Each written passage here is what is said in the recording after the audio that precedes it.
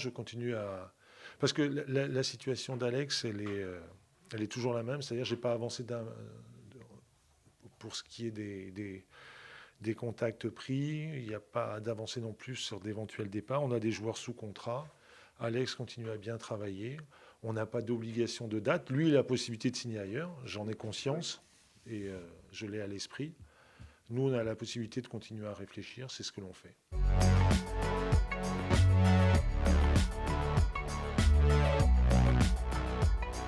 On lui a fait une proposition d'1 an avec une revalorisation salariale. Il a préféré décliner, ce que je comprends et j'admets. Mais encore une fois, c'est notre façon de faire, de mettre des prolongations d'1 an sur des joueurs de cet âge-là. Je trouve ça cohérent et j'en fais un principe presque immuable.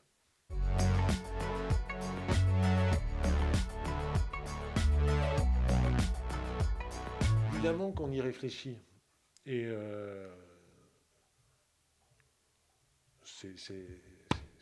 on n'arrête pas d'y penser même. Mais encore une fois, avoir des joueurs d'expérience qui jouent, je trouve ça très bien.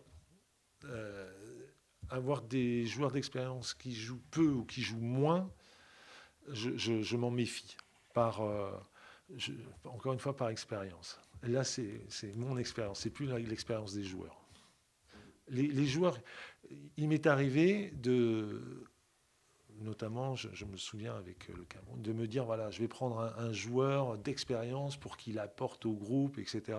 En fait, le joueur d'expérience qui ne joue pas n'est plus en mesure d'apporter justement son expérience. Et ça vaut pour mon parcours personnel, mais je me suis aperçu de ça au fur et à mesure. Je me souviens, en équipe de France, il y a eu la tentation parfois de prendre des joueurs qui étaient un petit peu en baisse, mais on s'aperçoit que c'est compliqué. Il faut que ce soit des vrais candidats pour jouer, et aujourd'hui ils l'ont été, hein, il n'y a pas de souci, mais il faut être convaincu qu'ils le seront encore demain. Et c'est tout l'objet de ma réflexion, et ça dépend de leur qualité propre, mais ça dépend aussi des joueurs qu'on va être capable c'est pas de leur opposer, mais de mettre avec eux dans l'effectif.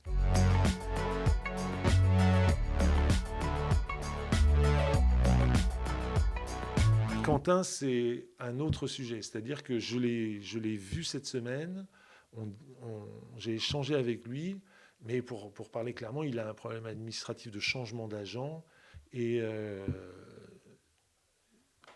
ne sera pas en mesure de toute façon de s'engager avant une certaine date. Là, je dévoile peut-être quelque... Et donc, on peut discuter. Je lui ai dit que...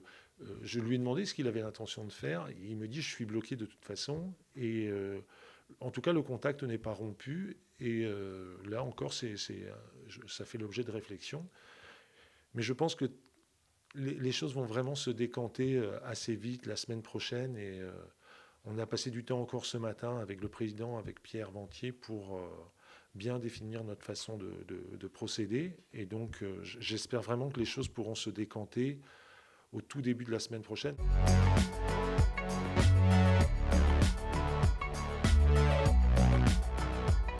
Ça va être compliqué. J'ai tenté cette semaine, à la fois pour avoir des éclaircissements. J'ai eu un contact avec Paris. Ça semble définitivement compliqué pour Tierno Baldé. Je me suis renseigné aussi sur d'autres possibilités, mais concernant Mathis Ablin, j'attends, lui souhaite attendre aussi. Évidemment que c'est un souhait, mais au-delà du souhait, je pense que d'abord, on ne va pas être les seuls candidats, on n'a pas d'option. On n'a pas d'option. Le petit avantage des prêts réussis, ou en tout cas semi-réussis concernant Junior, Dina, et des prêts vraiment réussis de Baldé et d'Ablin, c'est qu'il y a beaucoup de candidats pour venir en prêt. On est très sollicité par les grands clubs. Ça peut être utile.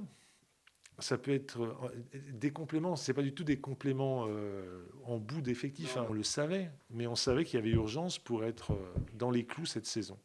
Et c'est pour ça qu'on a fait les prêts de Baldé, qui jouait en 19 ans à Paris, hein, qui jouait de Baldé et d'Ablin. Je sais très bien qu'on ne construit pas quelque chose, qu'on construit pas un patrimoine joueur avec des prêts. Mais malgré tout, ça peut être utile.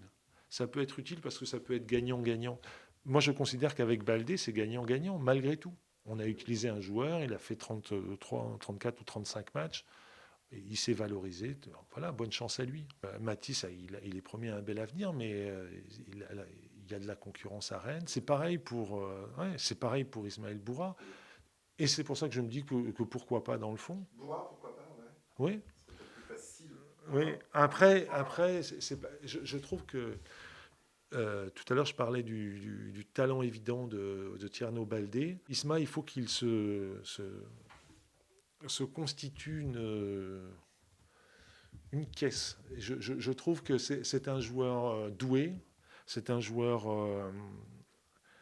très intéressant, mais il faut qu'il, sur la durée, c'est-à-dire sur une saison, sur des saisons, qu'il arrive à...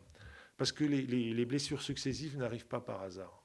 Et je pense qu'il faut qu'il arrive à travailler avec constance. Alors, il y a une part de malchance, mais pas que.